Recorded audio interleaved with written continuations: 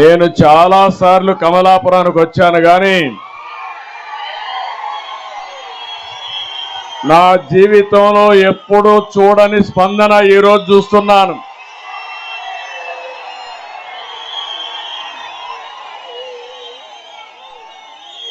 వేదిక పైనుండే తెలుగుదేశం జనసేన నాయకులు వేదిక ముందు నుండే నాకు ప్రాణ సమానమైన తెలుగుదేశం పార్టీ,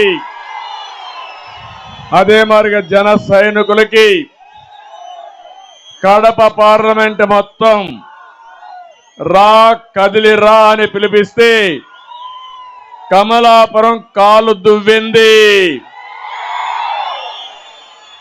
కడప గడప గడప యుద్ధానికి సిద్ధంగా వచ్చారు.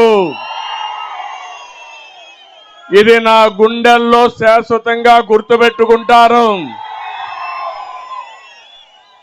ఈరోజు ఈ ప్రజానీకం ఈ కమలాపురంలో చూసి చెప్తున్నాను, జగన్ పని అయిపోయింది. ఇది నా స్వార్థం కోసం కాదు, ఇక్కడుండే యువత భవిష్యత్తు కోసం, ఈ జిల్లాలో ఉండే రైతు భవిష్యత్తు కోసం, రాష్ట్రంలో ఉండే మహిళ భద్రత కోసం, ప్రతి ఒక్కరికి లాభం జరగాలంటే జగన్ పోవాలి, రాష్ట్రం బాగుపడాలి. అవునా కాదా అని మిమ్మల్ని అడుగుతున్నా.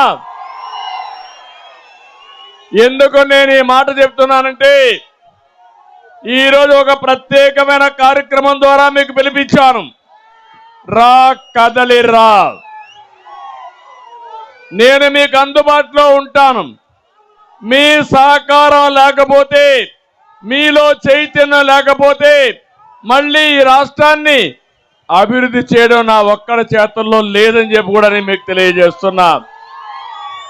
అందుకని నేను ఒక్క మాట మిమ్మల్ని అడుగుతున్నా, కడపలో అన్ని సీట్లు గెలిపించారా లేదా? మీరు 2019కి ఇప్పటికి మీ పరిస్థితులు మారాయా? మీ ఆదాయం పెరిగిందా? మీకు ఉద్యోగాలు వచ్చాయా? రైతు జీవితంలో ఏమైనా మార్పు వచ్చిందా? కడపలో ఎవరికైనా న్యాయం జరిగిందా అని మిమ్మల్ని అడుగుతున్నా. అంటే ఒకడికి న్యాయం జరిగింది. ఆ ఒక్కడే జగన్ రెడ్డి. అవునా కాదా? ఇంకా ఒకరిద్దరున్నారు, చెప్తాను నేను మీకు. ఈరోజు మేము అడుగుతున్నా, ఒక్క సాగునీటి ప్రాజెక్టు తెచ్చాడా ఇక్కడికి? కడప స్టీల్ ఫ్యాక్టరీ వచ్చిందా ఇప్పటికి? రైతులకు డ్రిప్ ఇచ్చాడా? ఈరోజు ఇన్ని మాటలు మాట్లాడాడు. తమ్ముళ్ళు, మాటలు కోటలు దాటాయి కానీ చేష్టలు మాత్రం గడప కూడా దాట్లా. అది జగన్మోహన్ రెడ్డి యొక్క నైజం. నేను ఒకటే మిమ్మల్ని కోరుతున్నా, కమలాపురం సాక్షిగా కోరుతున్నా, ఇక్కడే ఈ స్పందన ఉందంటే మీకు ఏమాత్రం అనుమానం లేదు, పులివెందల్లో కూడా ఈసారి తెలుగుదేశం పార్టీని రావాలా లేదా?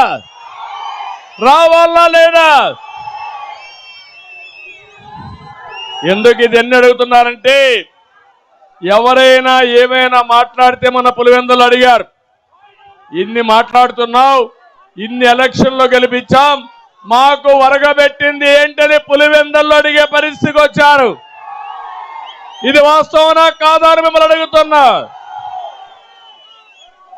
మొత్తం రాష్ట్రం అంతా ఇలాంటి సీఎం మాకు వద్దంటే పులివెందుల వాళ్ళు ఇలాంటి వాడిని మేము గెలిపించామని బాధపడుతున్నారు.